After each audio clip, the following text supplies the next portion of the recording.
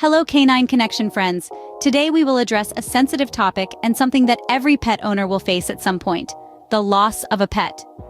Here at Canine Connection, we certainly hold pets in great esteem.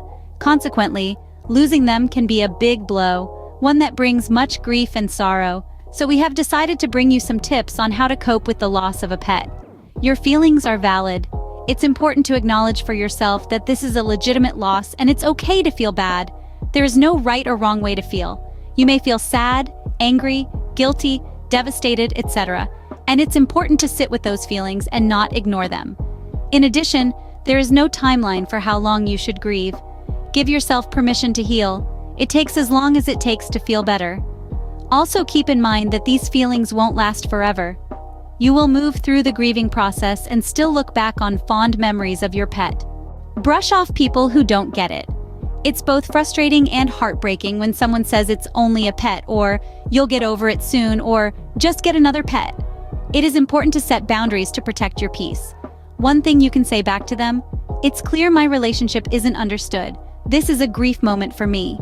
Another tactic to try: I never shared how much my dog meant to me, and so I can understand why you'd say something like that.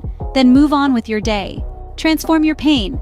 Expressing your feelings through drawing or painting, music, writing, or even planting a garden can transform that pain into something beautiful. It's helpful to externalize your feelings and get them outside of yourself, she explains. You don't have to be conventionally talented at any artistic pursuit either. What you create will honor your pet regardless of the finished product. Find support and talk about your pet loss. Talking to trusted friends who are understanding will help you process what you've just lost. Pet support groups are also highly recommended. Any kind of grief is best not managed in isolation. It's best worked through in community and in connection with others. Choose a community where you won't be judged or your relationship with your pet marginalized. Talking about your grief with others can help bring peace. Practice self-care. It can be tough to take care of yourself when you're mourning a loss, but do what you can. That includes trying to eat well, getting the recommended 7 or more hours of sleep, and making time for exercise.